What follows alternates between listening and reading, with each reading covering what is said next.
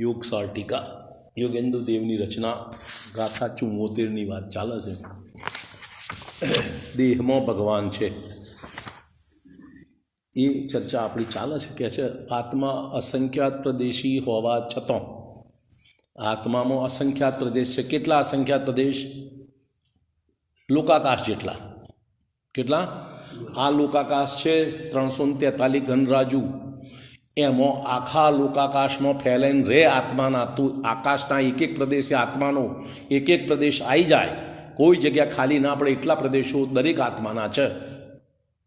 ख्याल आवे छे? असंख्यात प्रदेशी पर संकोच विस्तार शक्तिवाळो होवाथी जेवुं शरीर मळे एवा शरीर में संकोचन रहे छे। बरोबर। आत्मा असंख्यात प्रदेशी होवा छतां पण शरीर प्रमाण छे। आत्मा देव ने तेजस कार्मण ने औदारिक त्रणेय शरीर थी भिन्न देखो। आपणुं आ शरीर देखाय छे औदारिक। आहारक शरीर मुनिराजना खभामांथी पूतळुं નીકળે एम शास्त्र में जे बात आवे छे आहारक। देवो अने नारकीओनो होय वैक्रयिक अने तेजस अने कार्मण दरेक जीवोने संसारी दरेक जीवोने तेजस कार्मण होय ज। एटले आपणे अत्यारे 3 शरीर छे, तेजस कार्मण अने औदारिक। देवोने 3 शरीर, तेजस कार्मण अने वैक्रयिक। भाई આપણે તિર્યંચના 3 શરીર, તેજસ કાળમાન ઔદારિક।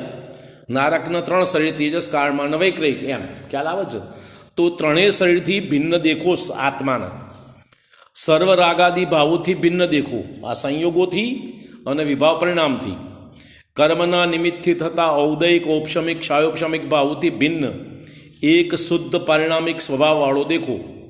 દ્રવ્ય દ્રષ્ટિથી જીવની સાથે કર્મનો સંયોગ દેખાતો નથી।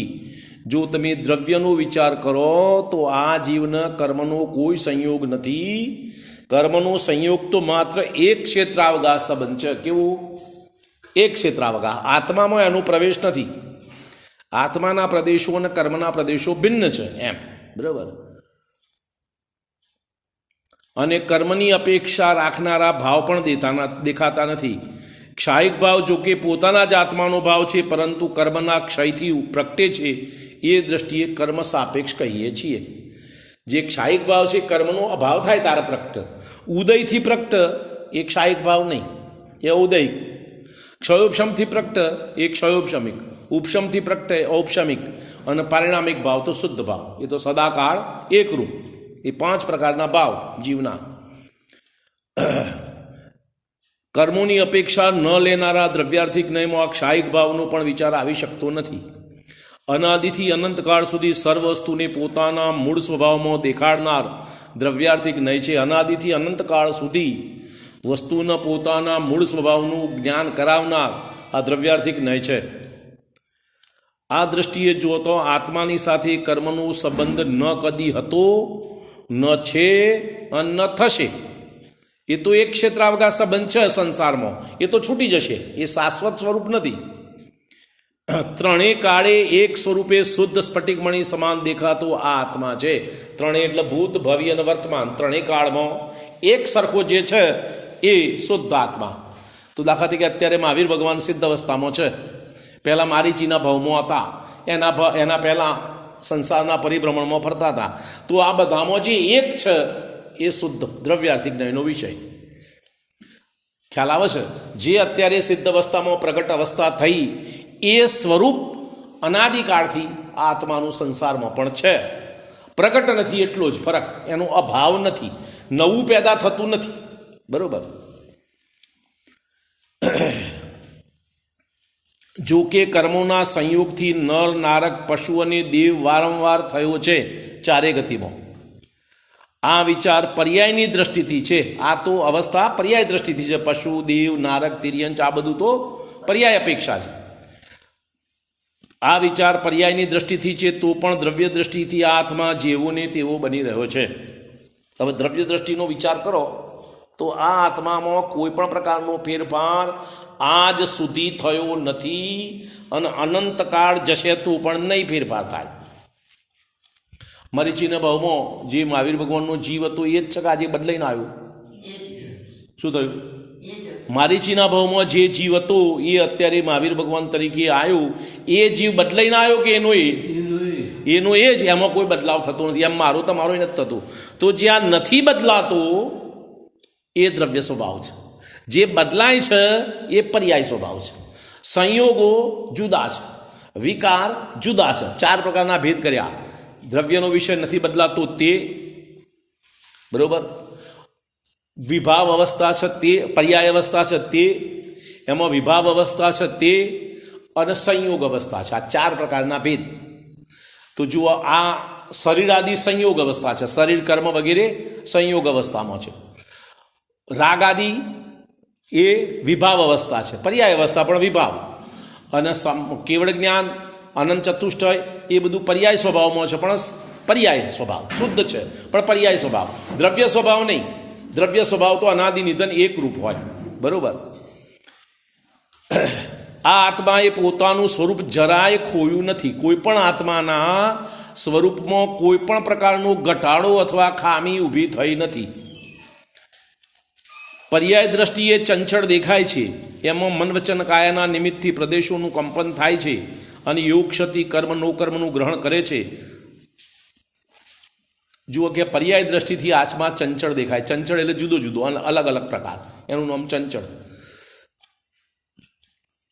મન વચન કાયાના નિમિત્તે આત્મપ્રદેશોનું પરિસ્પંદન રૂપ પરિણમન થાય છે, એને મન વચન કાયાની ચંચળતા કહે છે. તો એના કારણે કર્મ નો કર્મનું ગ્રહણ થાય છે. તો પણ દ્રવ્ય દ્રષ્ટિથી તે મન વચન કાયાથી રહિત છે. જો દ્રવ્ય દ્રષ્ટિ એટલે દ્રવ્યનું સ્વરૂપ કયું છે સાચું, સિદ્ધ અવસ્થામાં છે. તે સિદ્ધ અવસ્થામાં જે જીવનું સ્વરૂપ પ્રગટ થયું એ નતું ને પ્રગટ થયું એમ નહીં. સંસાર અવસ્થામાં હતું અને એના ઉપર વિભાવ આદિ પર્યાયોમાં વિપરીતતા હતી એટલે દેખાતું નહોતું. અત્યારે એ વિભાવ આદિ પર્યાયોનો અભાવ થઈ ગયો તો શુદ્ધ સ્વરૂપ જે હતું એ પ્રગટ થયું એમ, બરોબર. કે દ્રવ્ય દ્રષ્ટિથી તે મન વચન કાયાથી રહિત છે, ચંચળતા રહિત પરમ નિશ્ચય છે. કર્મ નો કર્મને ગ્રહણ કરતો નથી. પરના ગ્રહણ અને સ્વગુણના ત્યાગ રહિત છે. પરના ગ્રહણનો ત્યાગ અને સ્વગુણનો અભાવનો ત્યાગ. સ્વગુણનો ત્યાગ ના કરે, પરનો ગ્રહણ ના કરે. પરનું ગ્રહણ અને સ્વગુણના ત્યાગથી રહિત છે. ભેદ દ્રષ્ટિએ આત્મા અસ્તિત્વ, વસ્તુત્વ, પ્રમેયત્વ, દ્રવ્યત્વ, અગુરુ લઘુત્વ, પ્રદેશત્વ, 6 પ્રકારના સામાન્ય ગુણોથી. હવે ભેદની વાત કરીએ, દ્રવ્યની વાત છોડી દીધી, દ્રવ્ય દ્રષ્ટિની વાત, ભેદની એટલે પર્યાય દ્રષ્ટિની વાત કરીએ તો આ આત્મા અસ્તિત્વ, વસ્તુત્વ, પ્રમેયત્વ, દ્રવ્યત્વ, અગુરુ લઘુત્વ અને પ્રદેશત્વ એ 6 પ્રકારના મુખ્યપણે સામાન્ય ગુણોથી અને જ્ઞાન, દર્શન, સુખ, વીર્ય, સમ્યક દર્શન, ચારિત્ર આદિ શુદ્ધ ગુણોનો ધારક છે. આ આત્મામાં આ બધા ગુણો અનાદિ નિધન છે. તો પણ અભેદ દ્રષ્ટિએ એકરૂપ અખંડ સર્વગુણોનો પિંડ એક શુદ્ધ દ્રવ્ય જ દેખાય છે. એ બધા ભેદ સમજવા માટે છે. આત્મામાં એવા ટુકડા નથી, એવા ખંડ ખંડ નથી. એ તો આત્મા તો અખંડ એકરૂપ જ છે. જો કે પર્યાય દ્રષ્ટિએ રાગ, દ્વેષ, મોહાદિ વિભાવોથી સંતપ્ત અને અશાંત દેખાય છે. અને પર્યાય દ્રષ્ટિથી જુઓ તો સંસાર અવસ્થામાં રાગ, દ્વેષ, મોહ પરિણામોથી આકુલિત જણાય છે. તો પણ દ્રવ્ય દ્રષ્ટિએ બિલકુલ વિભાવો વિનાનું પરમ શાંત દેખાય છે. આથી આજે પણ તમારી આ વિભાવ અવસ્થામાં પણ આત્મા આજે પણ શુદ્ધ અને શાંત જ છે. જુઓ બીજી વાત કરું, બીમાર માણસ પડ્યો એટલે ડૉક્ટરને બોલાયા. ડૉક્ટર કે ભાઈ 4 દિવસ આરામ કરવો પડશે, આમ થશે, તેમ થશે, એમ બધું કહ્યું. બોલો, એ જે રોગ છે એ રોગ અવસ્થામાં નિરોગ, રોગ રહિત અવસ્થાનું જ્ઞાન ડૉક્ટરને તમને મને બધાને છે. રોગ થઈ ગયો એની તમે બૂમો ભલે પાડો, પણ કોઈ એમ કહેશે કે આ નહીં મટે, આ નહીં અભાવ થાય, એના વગરનું છે ને કોઈક એનું સ્વરૂપ પ્રગટ થશે ને રોગ વગરનું, રોગ અવસ્થામાં તમારા વિશ્વાસમાં કબૂલાતમાં છે ને.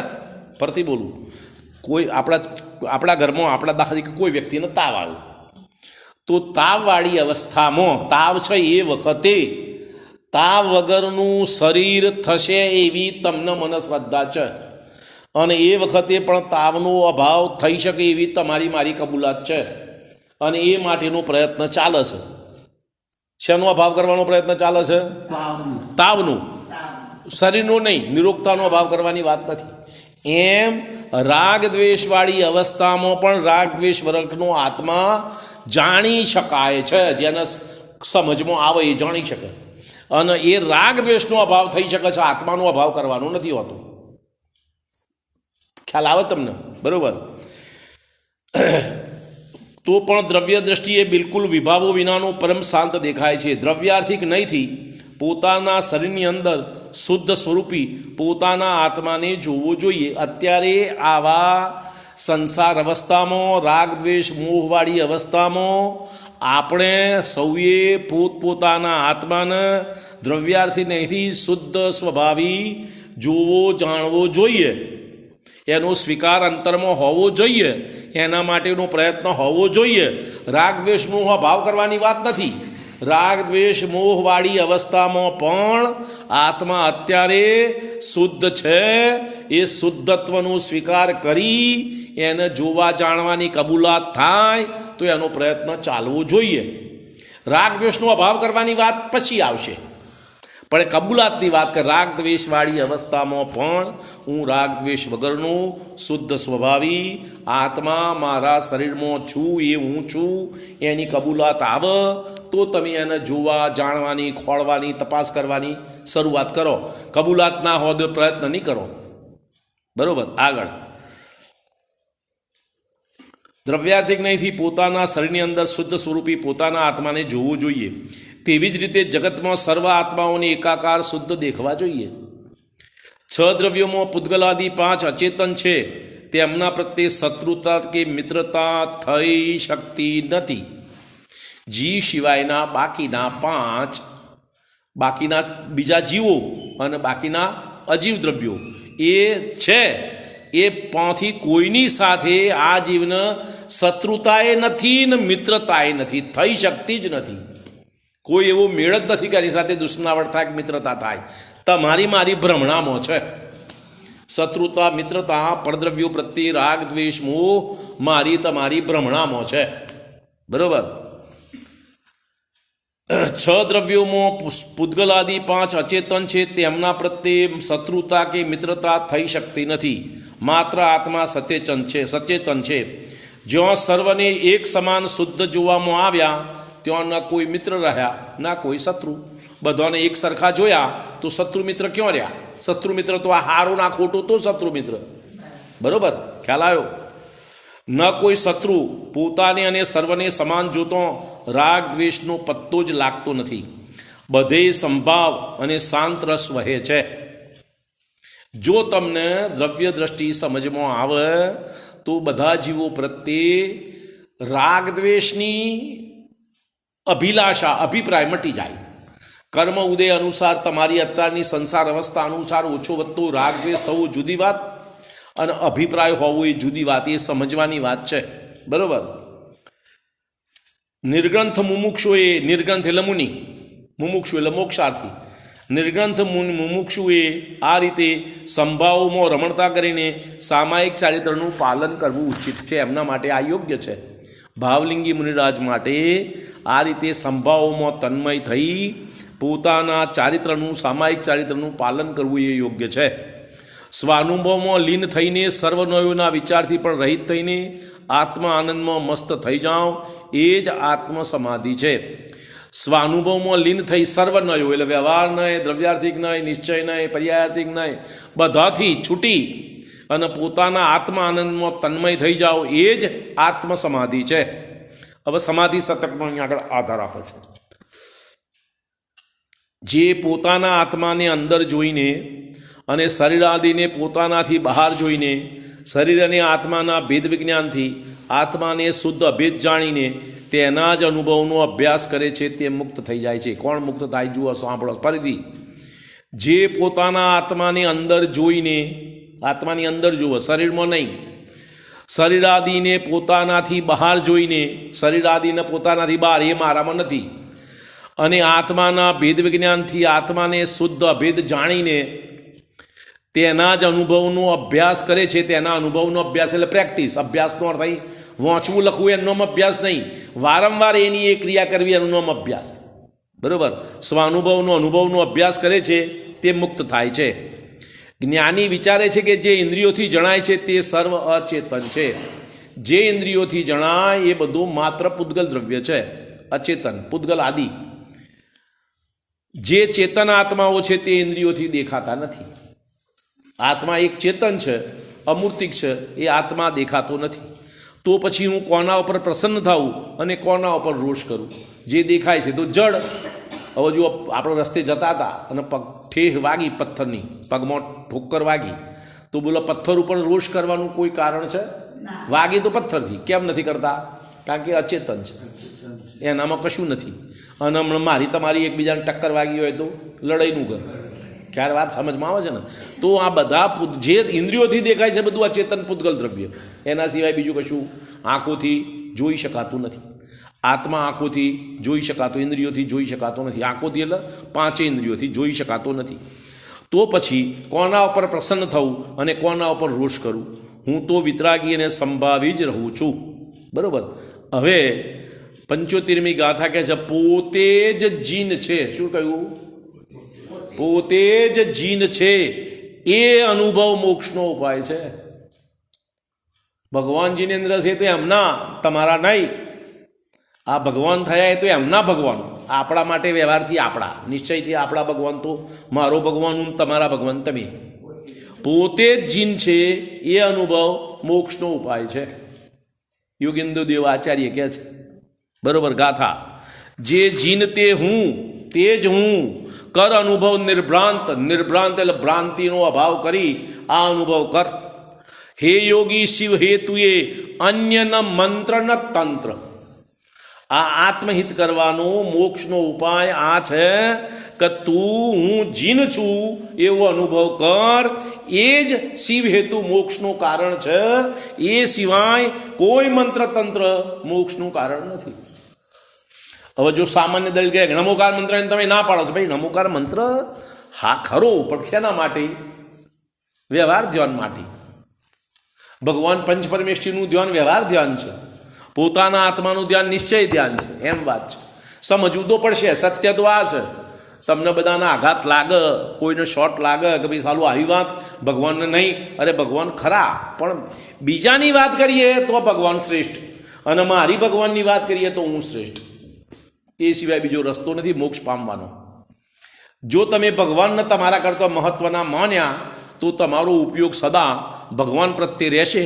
તો આત્મા પ્રત્યે ઉપયોગ નહીં જાય તો સમ્યક દર્શન જ્ઞાન ચારિત્રની પ્રાપ્તિ નહીં થાય, આત્માનુભવ નહીં થાય. અને આત્માનુભવ નહીં થાય તો મોક્ષની શરૂઆત નહીં થાય. ભગવાનની પૂજા ભક્તિથી ઉત્તમમાં ઉત્તમ પુણ્ય થાય એની ના નથી. અહીં મોક્ષની ચર્ચા છે, પુણ્યની વાત નથી. બરાબર. આગળ જે જીનેન્દ્ર પરમાત્મા છે તે હું છું. શું કહે છે? જીનેન્દ્ર પરમાત્મા એટલે મારું જે સ્વરૂપ છે એ સિદ્ધ ભગવાન જેવું જ છે. અત્યારે મારામાં દોષ છે એ પર્યાયનો છે. બરાબર. તે જ હું છું એવી જ શંકા રહિત ભાવના કરો. એમાં કોઈ પણ પ્રકારની શંકા ના કરો. કોણ? હું જીનેન્દ્ર જેવું જ છું એવી વાતમાં કોઈ શંકા ના કરો. હે યોગી, મોક્ષનો ઉપાય એ જ છે. અન્ય કોઈ તંત્ર કે અન્ય કોઈ મંત્ર મોક્ષનો ઉપાય નથી. બોલો. કોઈ પણ મંત્ર તંત્ર મોક્ષનો ઉપાય નથી.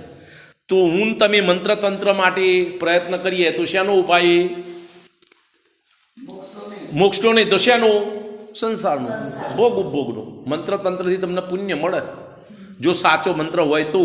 ખોટા મંત્ર હોય તો પાપ થાય. હો, પાછું એમને સમજવાનું. આ કુમંત્ર તંત્રને કરે ને એ તો પાપ બાંધો, નરક ગતિમાં જાય. શાસ્ત્રની વાત, મારા ઘરની વાત નથી કરતું. જે કુમંત્ર તંત્રમાં જોડાય છે એ જીવો તો નરકગામી હોય. આ જે શુદ્ધ મંત્ર તંત્ર છે એ પુણ્યબંધનું કારણ છે.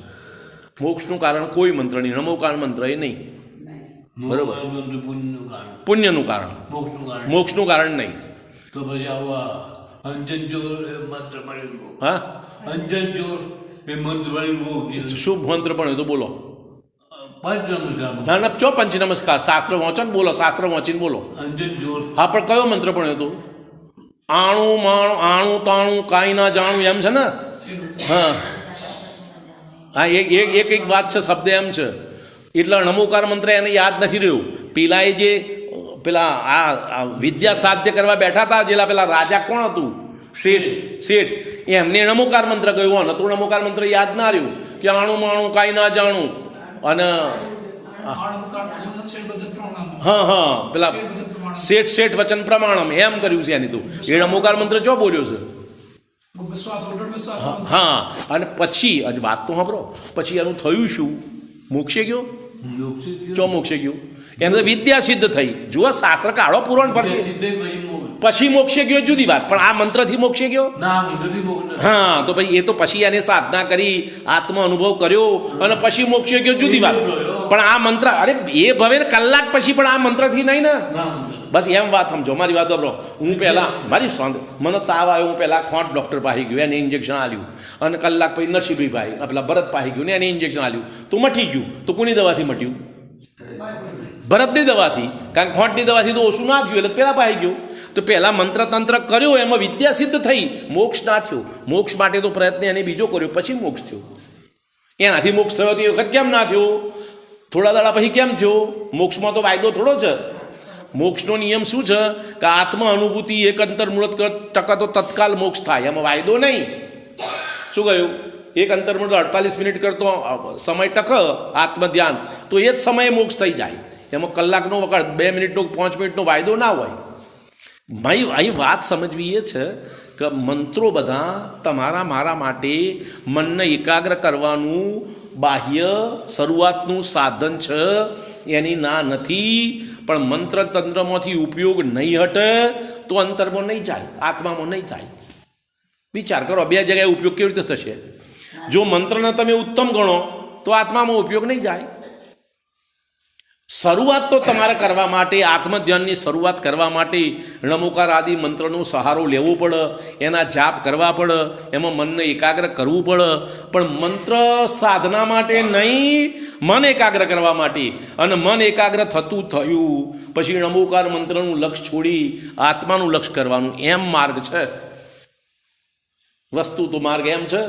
એનો અર્થ તમે તમારી રીતે કરો હું શું કરું ફરથી બોલું આત્મ ધ્યાન કરવા માટે મન એકાગ્ર હોવું જરૂરી છે આટલી વાત તો બરોબર મન એકાગ્ર કરવા માટે શરૂઆતમાં મંત્રનો આધાર લેવો પડે એકાગ્ર કરવા માટે મનની પ્રેક્ટિસ કરવા માટે નમોકાર મંત્રનો આધાર લો અથવા બીજા કોઈ મંત્રનો આધાર લો એ બધાનો વિરોધ નથી પણ આધાર લો ક્યાં સુધી મન એકાગ્ર થવાની પ્રેક્ટિસ થાય તો સુધી મન એકાગ્રની પ્રેક્ટિસ થઈ એટલે મંત્ર છોડીને આત્માનું ધ્યાન કરવાનું એમ ઉપાય જુઓ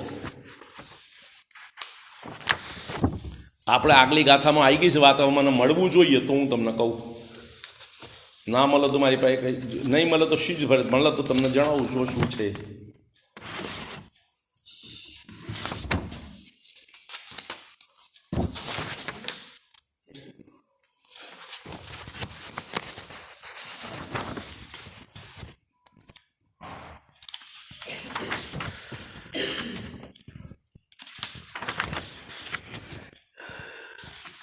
યાદ નહીં આવતું ને તો હું તમને કહી દે બતાવી દે પણ મુશ્કેલ છે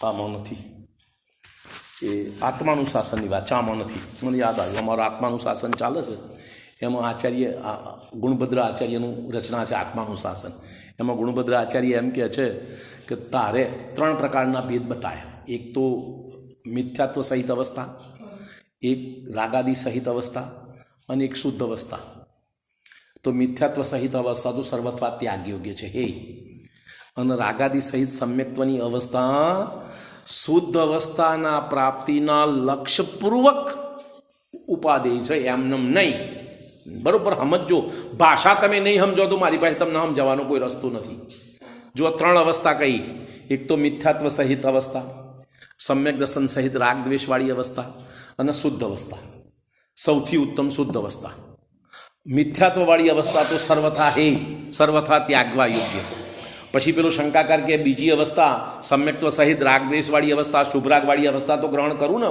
એમ હતો વાંધો નહીં ને તા કે ના ઉભો રે ત્રીજી અવસ્થાની પ્રાપ્તિના લક્ષ્યપૂર્વક બીજા પ્રકારની અવસ્થા ઉપાદેય છે એમ આત્માનું શાસનમાં લખેલી વાત છે શું કહ્યું ત્રીજા પ્રકારની એટલે શુદ્ધ આત્માની અવસ્થા પ્રાપ્ત કરવાનું તારું પ્રયોજન હોય તો આ સમ્યક દર્શન શુભ રાગ અવસ્થા ઉપાધિ, નહીતર એ નહીં, એ હે જો પેલાનું લક્ષ ના હોય તો. સમજમાં આવે છે વાત? બરોબર.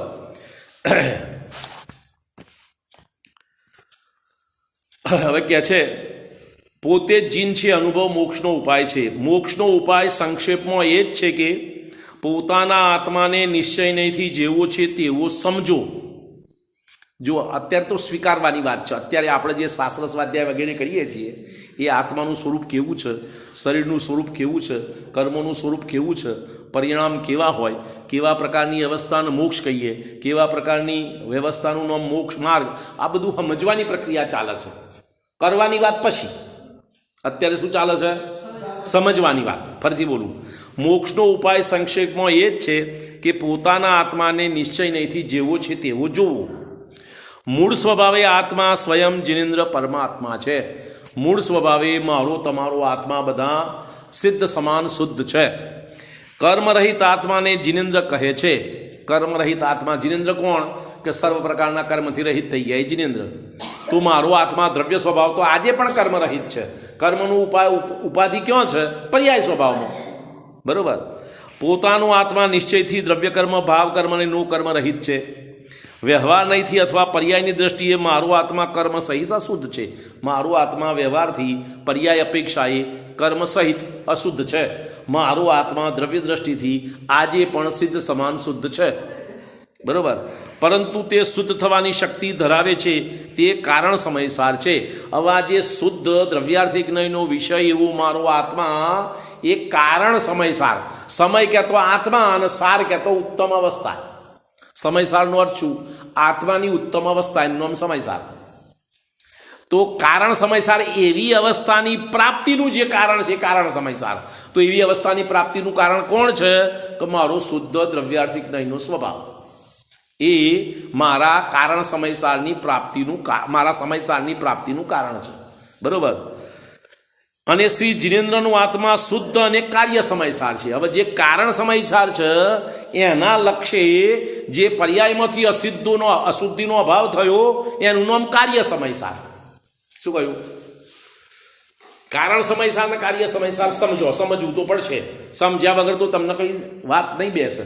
ફરીથી બોલું છું, જે શુદ્ધ દ્રવ્ય સ્વભાવ છે એ કારણ સમયસાર, અને પર્યાયમાંથી અશુદ્ધિ અભાવ થઈ ગઈ એ કાર્ય સમયસાર. કારણના કારણે કાર્ય ઉપજ્યું, કારણથી કાર્ય થયું. બરોબર. હવે મારો આત્મા તો કારણ સમયસાર છે, હજુ કાર્ય થયું નથી. અને જિનેન્દ્ર ભગવાનનો આત્મા કારણ સમયસાર છે, એના લક્ષ્યે એમની પર્યાયમાં શુદ્ધિ પ્રગટ થઈ એ કાર્ય સમયસાર. ખ્યાલ આવ્યો? મારે તમારા કાર્ય સમયસાર પ્રગટાવવાનો છે. ક્યારે પ્રગટ થશે? કારણ સમયસારનું લક્ષ્ય કરશો તું. કારણ સમયસાર કોણ? દ્રવ્યાર્થિક જ્ઞાનનો વિષય શુદ્ધ દ્રવ્ય. બોલો. હવે ફરીથી બોલું છું, પોતાના આત્માને નિશ્ચય નહીંથી જેવો છે તેવો સમજો. મૂળ સ્વભાવે આ આત્મા સ્વયં જિનેન્દ્ર પરમાત્મા છે. કર્મરહિત આત્માને જિનેન્દ્ર કહે છે. પોતાનો આત્મા નિશ્ચયથી દ્રવ્ય કર્મ, ભાવ કર્મ, નો કર્મથી રહિત છે. વ્યવહાર નહીંથી અથવા પર્યાયની દ્રષ્ટિએ મારો આત્મા કર્મ સહિત અશુદ્ધ છે. નિશ્ચયની દ્રષ્ટિએ, દ્રવ્ય દ્રષ્ટિએ નહીં, એ તો સિદ્ધ સમાન છે. પરંતુ તે શુદ્ધ થવાની શક્તિ ધરાવે છે. કોણ? આ જે ધ્રુવ સ્વભાવ છે તે એના લક્ષ્યે આ મારી પર્યાયની અશુદ્ધિનો અભાવ થઈ શુદ્ધિ પ્રગટવાની યોગ્યતા ધરાવે છે. તે કારણ સમયસાર છે. આ શુદ્ધ દ્રવ્યાર્થિકનો વિષય જે મારો આત્મા અત્યારે શુદ્ધ છે એ કારણ સમયસાર છે. અને શ્રી જિનેન્દ્ર ભગવાનનો આત્મા શુદ્ધ અને કાર્ય સમયસાર છે. એમનો શુદ્ધિ પ્રગટી ગઈ એટલે કાર્ય સમયસાર થઈ ગયું. કારણના કારણે કાર્ય પ્રગટ થયું. એમ આવો ભેદ દેખાય છે, પરંતુ નિશ્ચય નહીંથી અથવા દ્રવ્ય દ્રષ્ટિથી આ ભેદ દેખાતો નથી. આ બધી વાત કરી ભેદની, અને નિશ્ચયથી જુઓ તો કોઈ પણ આત્મામાં આ ભેદ નથી. કારણ કે નિશ્ચય તો પેલા શુદ્ધ સ્વભાવને જ લક્ષ્ય કરે. એ તો પર્યાયને લક્ષ્ય કરે નહીં. એમાં તો અશુદ્ધિ છે નહીં, ચાહે જિનેન્દ્રનો આત્મા હોય કે મારો તમારો આત્મા હોય. આત્મા અને પરમાત્મા સમાન છે. આત્મા અને પરમાત્મા સમાન છે. કેવળ સત્તા બંનેની જુદી જુદી છે. સત્તા બંનેની જુદી જુદી છે. દ્રવ્ય ક્ષેત્ર કાળ ભાવ જે એક આત્માના છે તે જ બીજા આત્માના છે. સર્વ આત્માઓના ચતુષ્ટય સમાન છે, સદસ છે, પણ એક નથી, એક સમાન છે. જુઓ, મારું દ્રવ્ય ક્ષેત્ર કાળ ભાવ એવો જ દ્રવ્ય ક્ષેત્ર કાળ ભાવ જીનેન્દ્ર ભગવાનનું, એવો જ દ્રવ્ય ક્ષેત્ર કાળ ભાવ તમારું. મારા દ્રવ્ય ક્ષેત્ર કાળ ભાવથી અન્ય કોઈ પણ જીવના દ્રવ્ય ક્ષેત્ર કાળ ભાવ જુદા પ્રકારના નહીં, જુદા છે, પણ મારું વધારે ને તમારું ઓછું ને પેલાનું આટલું ને પેલાનું આટલું એમ નહીં, બધાનું એક સરખું. ખ્યાલ આવે છે? પણ એક નહીં, એક સરખું. મારી વાત, હું આ સ્વેટર લાવ્યું, એવું સ્વેટર તમારું હોય તો શું કહીએ આપણે બેનું એક સરખું છે, પણ એક છે, આ મારું છે ને પેલું તમારું છે. એમ ખ્યાલ આવ્યો ને? એમ ફરતી બોલું. આત્મા અને પરમાત્મા સમાન છે, કેવળ સત્તા બંનેની જુદી જુદી છે. દ્રવ્ય ક્ષેત્ર કાળ અને ભાવ જે એક આત્માના છે તેવા જ બીજા આત્માના છે. સર્વ આત્માઓના ચતુષ્ટય સમાન છે, સદસ છે, એક સરખા છે, પણ એક નથી, એક સમાન છે. જેમ 1000 ઘઉંના દાણા સમાન આકાર અને ગુણવાળા હોય તે બધા સમાન છે, તો પણ બધા દાણા એક નથી, જુદા જુદા છે. ખ્યાલ આવ્યો? એમ દરેક આત્માનું દ્રવ્ય પોતાના અનંત ગુણ અને પર્યાયોનો અભેદ અખંડ પિંડ છે. દરેક આત્મા, સંસારી સિદ્ધનું જુદું જુદું નહીં.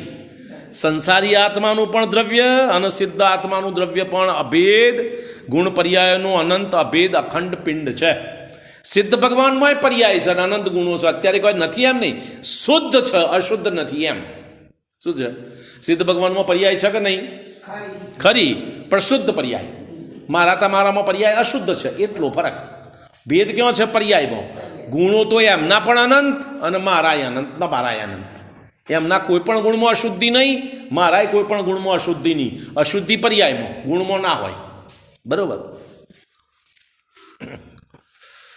દરેક આત્મા ક્ષેત્રથી અસંખ્યાત પ્રદેશી છે. દરેક આત્મા સમયે સમયે પરિણમનશીલ છે. દરેક આત્મા દરેક સમયે પરિણમન જ કરે એવો એનો સ્વભાવ છે. હવે જે સ્વભાવ છે એને કરાવે કોણ? હવે પરિણમન કરવાનો તારો સ્વભાવ છે, તો હું તમને શી રીતે પરિણામ આવે? તમે પરિણામે તમારા સ્વભાવથી, મેં તમને ક્યાંથી પરિણામ આવે? એમ શુદ્ધ સ્વભાવમાં સદસ પરિણમન અગુરુ લઘુત્વ ગુણ દ્વારા કરી રહ્યો છે. જ્યારે શુદ્ધ અવસ્થા પ્રગટ થાય ત્યારે દરેક સમયે એક સરખું પરિણમન થાય એવું અગુરુ લઘુત્વના ગુણના કારણે બની રહ્યું છે.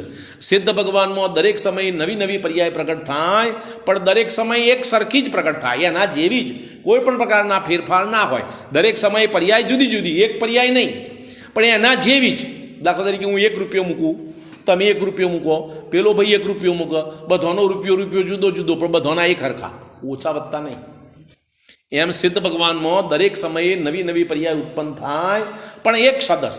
ફરીથી બોલું, દરેક આત્મા સમયે પરિણમનશીલ છે. શુદ્ધ સ્વભાવમાં સદસ એટલે એક સરખું પરિણમન અગુરુ લઘુત્વ ગુણ દ્વારા કરી રહ્યો છે શુદ્ધ આત્મા. દરેક આત્મા જ્ઞાન દર્શન સુખ વીર્ય સમ્યક્ત્વ ચારિત્ર આદિ શુદ્ધ ભાવોનો ધારક છે. તેથી નિશ્ચયથી પોતાના આત્માને પરમાત્મા રૂપ દેખવું અને અનુભવવું તે જ વિતરાગ ભાવની પ્રાપ્તિનો ઉપાય છે. પોતાના આત્માને શુદ્ધ દેખવો, પરમાત્મા રૂપ સમજવો અને એનો અનુભવ કરવો એ જ પરમાત્માપણું પ્રાપ્ત કરવાનો ઉપાય છે. જ્યાં જેટલા અંશે વિતરાગતા હોય છે તેટલા અંશે કર્મોનો સંવર અને કર્મોની નિર્જરા થાય છે. જેટલા અંશે પરિણામમાં વિતરાગતા હોય એટલા અંશે તેટલા પ્રકારના કર્મનો સંવર થાય અને તેટલા પ્રકારના કર્મની નિજરા થાય, અને જેટલા અંશે રાગ દ્વેષ ભાવ છે એટલા અંશે બંધ થાય, આ શ્રવણ બંધ. બરોબર? નવા કર્મનું ન આવવું અને જૂના બાંધેલા કર્મોનું ખરી જવું તે જ મોક્ષનો ઉપાય છે. અવિપાક નિજરા. નવા કર્મોનું ના બંધાવવું અને જૂના બાંધેલા કર્મોનો અભાવ થવો, નિર્જરા થવી, એનું નામ મોક્ષનો ઉપાય. નવા કર્મ બંધાય ને જૂના ખરી જાય એનું નામ મોક્ષનો ઉપાય નહીં. નવા બંધાય અને જૂના ખરી જાય એનું નામ મોક્ષનો ઉપાય નહીં. નવા ના બંધાય અને જૂના ખરી જાય એનું નામ મોક્ષનો ઉપાય. નવા ના બંધાય અને જૂના ખરી જાય એનું નામ અવિપાક નિજરા. નવા બંધાય અને જૂના ખરી જાય એનું નામ સવિપાક નિજરા. તો સવિપાક નિજરા મોક્ષ માર્ગમાં કાર્યકારી નથી. એ તો મને તમને બધાને દરેક સમયે થઈ જ રહી છે. નવા કર્મ બંધ થાય છે, જૂનાનો અભાવ થાય છે, તો મારા તમારા રોજ સદાકાળ બની રહ્યું છે.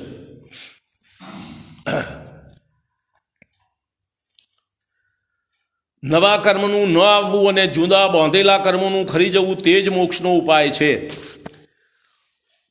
સો અહમ તે જ હું છું મંત્ર દ્વારા પોતાની અંદર એ જ ભાવના ભાવવી કે હું જ પરમાત્મા છું. એવી ભાવના ભાવવી કે રાગ દ્વેષ રહિત હું પોતે જ પરમાત્મા છું. મારો કોઈ સંબંધ રાગાદી ભાવો સાથે, પુણ્ય પાપ સાથે કે કોઈ પ્રકારના કર્મ અથવા મન વચન કાયાની ક્રિયા સાથે નથી. મારો કોઈ પણ સંબંધ આ શરીરના અંગો મન વચન કાયા અથવા એના વિકલ્પો સાથે અથવા રાગ દ્વેષ મોહ ભાવ સાથે મારો કોઈ પણ પ્રકારનો સંબંધ નથી. હું પરમ નિર્મળ મારા સ્વભાવમાં રહેનારો છું.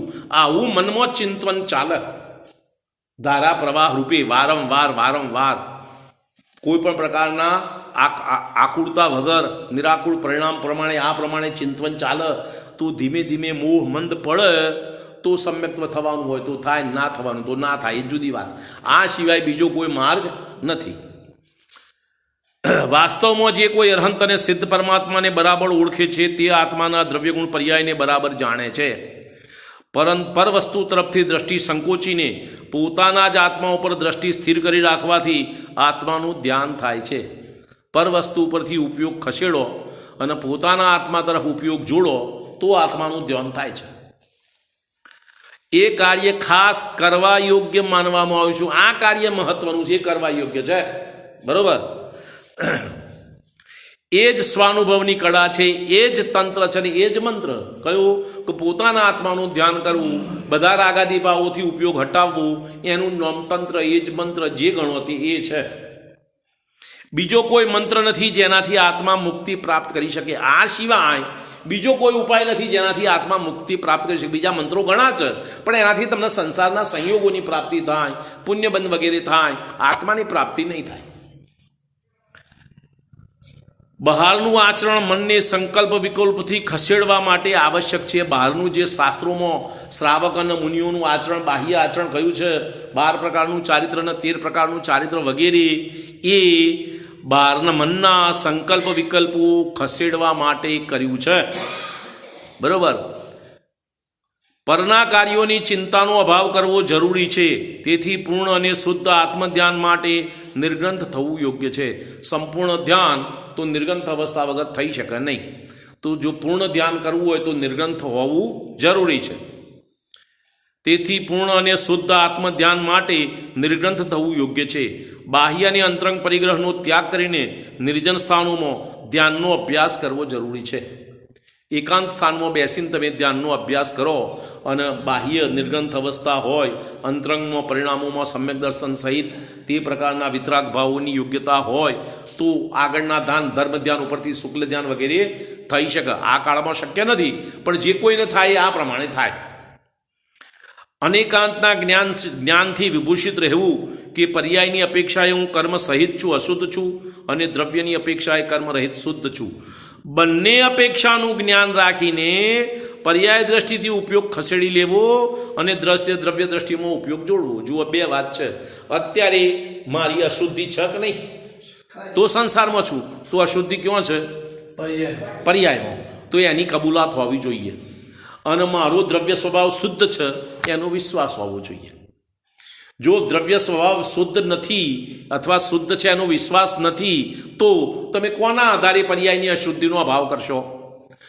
જીવદ્રવ્યનું સ્વરૂપ એવું છે કે જો આ જીવદ્રવ્ય પોતાનો ઉપયોગ પોતાના દ્રવ્ય સ્વભાવમાં જોડે તો નિયમથી તત્ક્ષણ પર્યાયમાંથી અશુદ્ધિનો અભાવ થવાનો શરૂ થઈ જાય. કશું જ કરવું ના પડે. તમારે પર્યાયમાંથી અશુદ્ધિ દૂર કરવાનો કોઈ ઉપાય કરવાનો નથી. એ ઓટોમેટિક પ્રક્રિયા છે. જેમ આ જીવ પોતાના દ્રવ્ય સ્વભાવમાં ઉપયોગ જોડે તેમ તેમ તે પ્રકારની પર્યાયોમાંથી તેવા પ્રકારના રાગ દ્વેષનો અભાવ ઓટોમેટિક થાય. વિતરાગતાની ઉત્પત્તિ ઓટોમેટિક થાય. ખ્યાલ આવે છે? એના માટે તમારે જુદો કોઈ પ્રયત્ન કરવાનો નથી. અનેકાંતના જ્ઞાનથી વિભૂષિત રહેવું કે પર્યાયની અપેક્ષાએ હું કર્મ સહિત છું, અશુદ્ધ છું, અને દ્રવ્યની અપેક્ષાએ કર્મ રહિત શુદ્ધ છું. બંને અપેક્ષાઓનું જ્ઞાન રાખીને પર્યાય દ્રષ્ટિથી ઉપયોગ ખસેડવો અને દ્રવ્ય દ્રષ્ટિમાં ઉપયોગ જોડવો. એ ત્યારે જ હું જીન ભગવાન છું એમ સમજવું, એવી જ ભાવના કરવી. તારે જો તમારો દ્રવ્ય દ્રષ્ટિમાં ઉપયોગ જોડાય અને પર્યાય દ્રષ્ટિમાંથી ઉપયોગ ખસે તો તમે જીન ભગવાન છો એમ સાચું સમજવું. બરોબર. અને એવી જ ભાવના કરવી. ભાવના કરતો કરતો જ્યારે ઉપયોગવાન આત્મામાં એકમેક થઈ જશે, મીઠાની કણીની જેમ પાણીમાં ઓગળી જાય છે તેમ ઉપયોગ આત્મામાં રમી જશે, ધ્યાતા ધ્યેયનો ભેદ મટી જશે અને સ્વાનુભવ થઈ જશે. ત્યારે દ્રવ્ય દ્રષ્ટિનો વિચાર પણ બંધ થઈ જશે અને અરહંત ભાવમાં ઠરી જશે. એ જ મોક્ષનો ઉપાય છે. શરૂઆતમાં દ્રવ્ય દ્રષ્ટિનો વિચાર રહેશે, પણ જેમ જેમ એકાગ્રતા થતી જશે એમ દ્રવ્ય દ્રષ્ટિના વિચારનો પણ અભાવ થઈ જશે અને ધ્યાતા ધ્યાનના ભેદ વગર એકાકાર ઉપયોગ આત્મરમણતામાં લીન થઈ જશે. એ જ આત્મ અનુભવ, સમ્યક દર્શન, મોક્ષ માર્ગ, મોક્ષની પ્રાપ્તિનો ઉપાય જે નામ દેવું હોય દો. બરોબર. સમય થઈ ગયો છે, આગળની વાત કરો.